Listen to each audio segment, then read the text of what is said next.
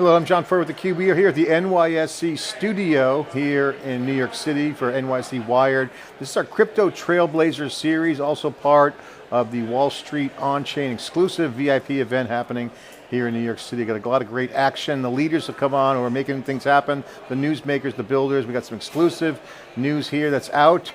Fireblocks and the Fireblocks Network for Payments. Michael Shaulov is here, the CEO. Michael, thanks for coming on remotely to our NYSE studio. Really appreciate you. John, thanks for having us. So you guys got the news out, the Fireblocks Network for Payments. Let's break it down. Let's get right into it. What is the news? The news is that we basically launched this new capability that allows basically all the payment service providers, bank, financial institutions to connect globally to different service providers and enable payments, movements, and various use cases around stablecoins. So it's basically bringing capabilities similar to SWIFT for stablecoins. You guys built a platform, enterprise platform grade for digital assets, moving things around, securing it. Can you share the importance of why the stablecoins has been such an instrumental piece of the movement right now, and how that's accelerating the industry in the sense of, one, confidence, but also money? Yeah, I mean, the reality is that stablecoins are just basically the first and probably the most important capability, or the most important utility that we started to see from crypto that is hitting mainstream or early mainstream financial use cases, right? And it's the most basic thing around moving money around the globe in a way that is compatible with the internet. And that's basically what stablecoin is, right? No longer you need to wait 3 days to move money on international rails. It doesn't cost you $100. You don't know, it doesn't get stuck in the middle, right? It settles instantaneously. It costs fractions of dollar, fractions of cents to move money. And you have the full transparency and confidence that it basically moved and arrived to its destination.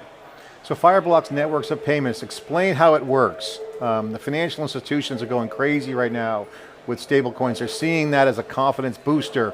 How does the payments network work?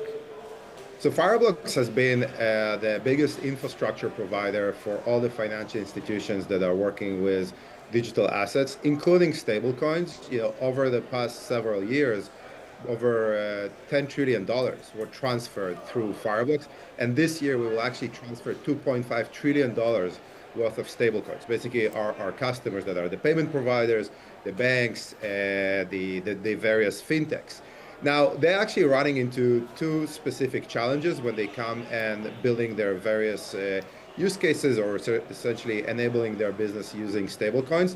The first one is that they need to find international partners, and it's just very difficult to understand what service providers, what on-ramps, off-ramps, liquidity providers, and other payment facilitators exist globally. So the first thing that we're doing is to bring everyone into one ecosystem where you can find the right partners for you, with the right licenses, with the right compliance requirements, with the right geographical and FX coverage.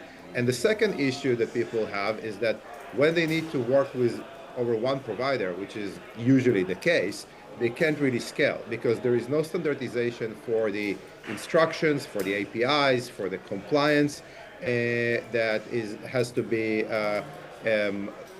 collaborated between multiple parties. And the Fireblocks Network for Payments, it brings all of that into a single framework, into a single API.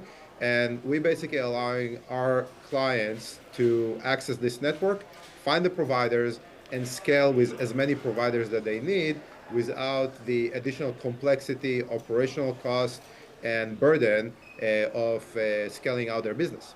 A lot of people I talk to love the trend, but the question I get is, there's so many different stable coins out there, it's fragmented landscape.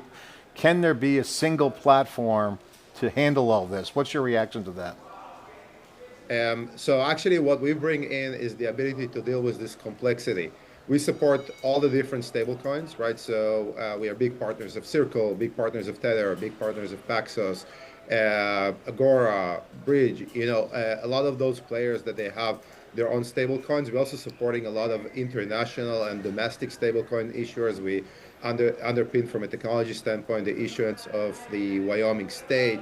In Brazil, we are working with BRL1 consortium. In Europe, we are working with banking consortiums to create stablecoins. So it's not going to stop here. We're going to see more and more stablecoins until probably at some point we might see a certain consolidation. And what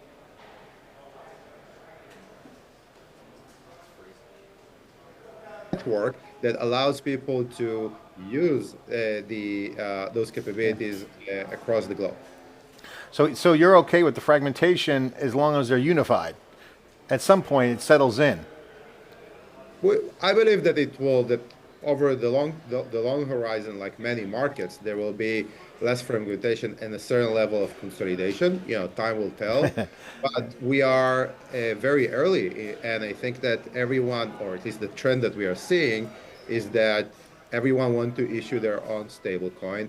And to be fair, large portions of the market right now are completely untapped, right? You don't really have a dominant player in Europe from a euro stablecoin. You don't have dominant Canadian. You have like many markets in LATAM, in Africa, in Far East Asia that are currently using US denominated stablecoins like Circle and Tether. So it's pretty clear that we will have more and more FX stablecoins at the very least. And it's also likely that a lot of big players in the United States, like the major banks, will issue their own stablecoin. So I think for the next 18, 24 months, 36 months, we're going to see more and more stablecoins coming to the market. We provide the ability to, both the interoperability, but of course the ability to operationalize the workflows and the connectivity between all of them. So you're stablecoin agnostic then? Yeah, we are completely stablecoin agnostic. We are provider agnostic. We are use case agnostic. And honestly, like what Fireblocks was providing from day one, regardless of the specific use case of digital assets, is the operating system and the agnostic network to be able to enable all those use cases. And what we really bring to this partnership with our clients and the various providers is the ability for them to scale, because to be fair, we know what are the main use cases that people are interested in right now. For example, cross-border transfers, payouts, stablecoin accounts, stablecoin international accounts. But we also see trends around AI, trade finance, NGOs, and governments that are looking to create more transparency in terms of their workflows with stablecoins.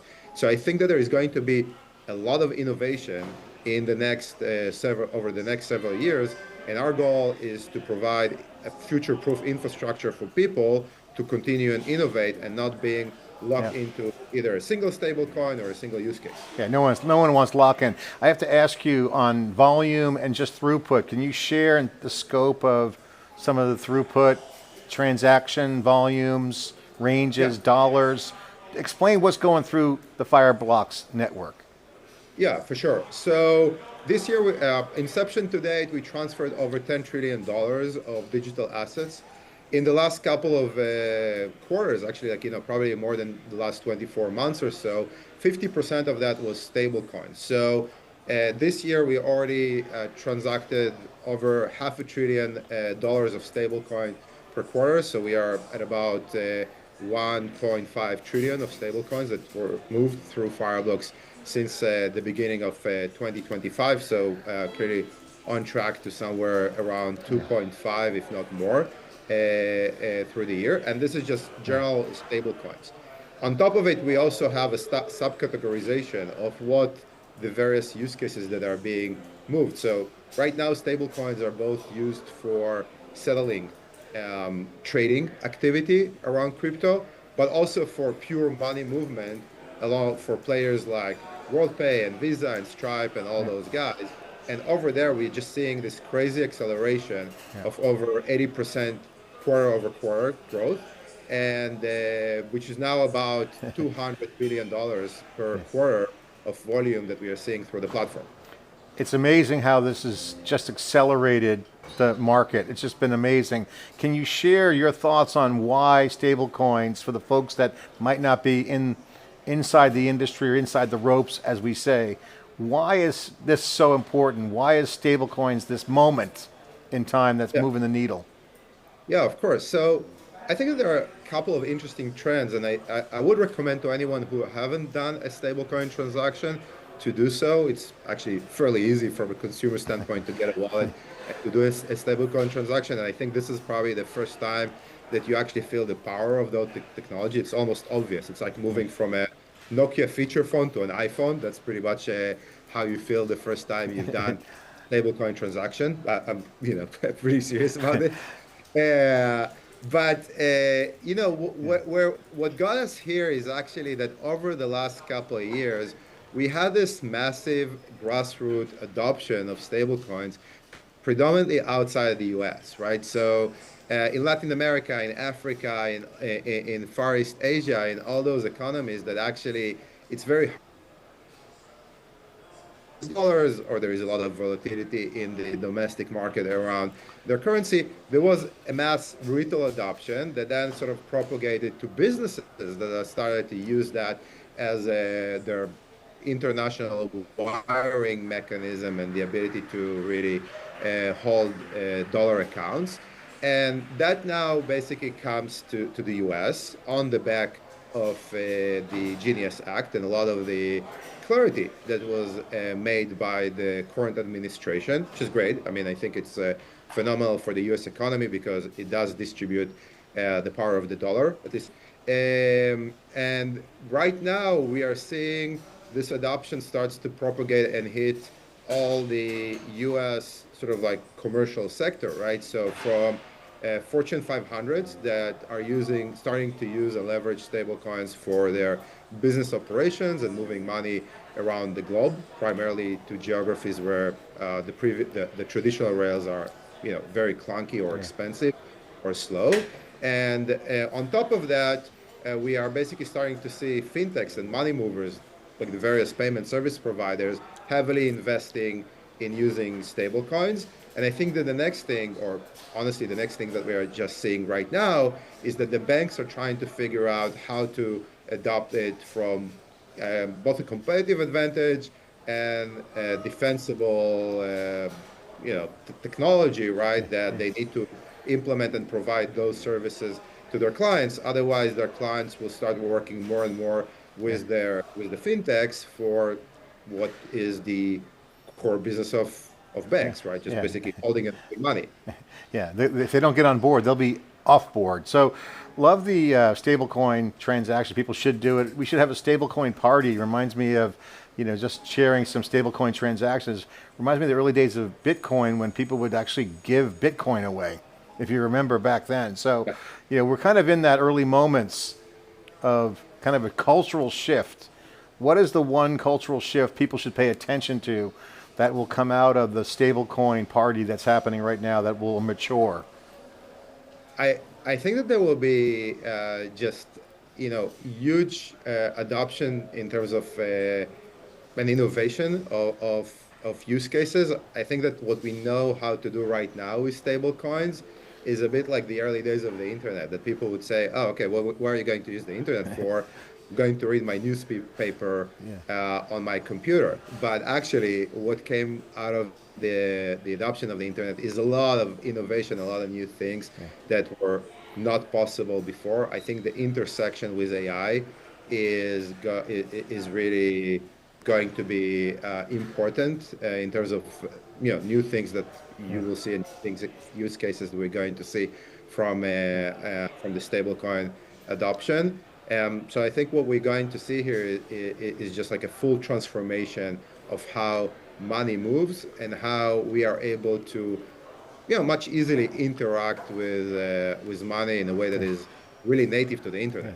Michael is a great example. Remember the old days, e-commerce, e-business. Maybe we should call it D-business, digital business, because this is kind of the revolution. We are in a digital native world right now. Yeah, I totally agree. I think that there was a point in time that people said that every business is going to be an online business, and people were scratching their head why a coffee shop is an online business, and Yeah. I think what we're seeing right now is people ordering their coffee online before they arrive to their favorite coffee branch. I think that it's pretty clear, and it's actually happening, that every business is going to use initially stablecoin. But to be fair, stablecoin is one of those foundational capabilities and components, right, that are going to move a lot of the financial operations into the blockchain. And the next thing that that it enables is really the proper use of RWAs. So financing, Yeah.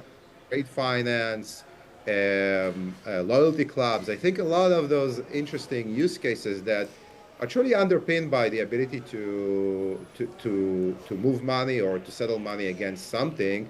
They're going to move that something also on the blockchain, because then it becomes very simple, easy, cheap, Yeah. transparent to get access to all those other applications. Maybe one interesting example that we are seeing already from a capital market standpoint is that in Latin America, you now have people that didn't have the ability to access the US capital market in terms of investing in US stock, like Apple or Nvidia. So they're actually using stable coins to access US brokerages, right? And the next thing that we are going to see, and Robinhood, what Robinhood did a few months ago is a prime example, is that once that stock is going to be tokenized and sit on a blockchain, they will be able to operate with all that in a fully digital form. Robinhood's a great example of the leverage of new products. When you're getting at is the productization of this. That's a huge enabler. Yeah, and I think what we are seeing is that the leading fintechs, right, like Robinhood, like Revolut, like Nubank, eToro, and so on, that they sit in the cross section between traditional finance, Stripe, that sit in the cross section between traditional finance, and they are already digital native, right? They already have the technology. Many of them, or actually like all the names more or less that I mentioned, are using the Fireblocks infrastructure. They're able to now merge those two worlds together. Yeah. And just going back to the importance of the Fireblocks network for payments launch, is that what we were seeing with almost each one of those companies when we enabled them is that very quickly those businesses, the ability or the operationalization of stable coins and the meaning of stable coins for their business, for their internal operations, for the quality of service, for the new products that they are offering their customers, it's almost like a flywheel that builds more and more momentum, and they need to continue and innovate. So they need to create more partnerships, and the standardization and all the benefits that we bring to them in terms of reducing the complexity to work with more stablecoins, more blockchains, more partners, is critical to the velocity in which they can innovate and improve the user experience to their end client, Yeah. which eventually goes to the top line. Yeah, and it's a great ecosystem too. More people are going to come in. Michael, congratulations. My final question for you is what's on your agenda now? You got the launch of the payments network and the network. What's next for you? What are you optimizing for? What's your focus right now? So our focus is, continue and double down that direction. We currently brought in 40 providers at launch. We are going to add dozens of providers at least every quarter to pre-vetted providers into this ecosystem. And our goal right now is really focused on bringing a lot of the traditional financial institutions to adopt this technology. To your previous point about the stablecoin party, we are doing a lot of stablecoin dinners or stablecoin mini parties where we are educating them about how to use and leverage this technology, being the trusted advisor on both the business case, but also how to securely and compliantly implement the underlying technology. And as many of those we can enable and get them into the market and have them use this technology and re-platform from the traditional rails. That's the real focus for us in the next, I would say, 24 months. There's just a lot of it. All right, we're gonna have to make stablecoin parties a must see and watch and participate event. And I'll just point out, worth noting, that if you were involved in Bitcoin during the days of sharing and teaching people by giving someone a Bitcoin, you are very very well off right now. So you are on the front end. So Stablecoins is in a similar situation. It's at the beginning of a massive shift. Michael, congratulations. Thank you for taking the time to come on our Crypto Trailblazers. Love your name of your company. Love what you guys do and appreciate it. Thanks for coming on. Thanks so much for having us, Joe. Okay, we got the great Crypto Trailblazers series. Again, the leaders who are making things happen here in commerce around the world, and it is a global phenomenon. It's a replatforming of commerce, digital, money movement, money programming. This is the digital revolution. Of course, it's theCUBE doing our part here at our NYSE studio. Of course, we got our Palo Alto studio, and look for us around the world. I'm John Furrier, your host. Thanks for watching.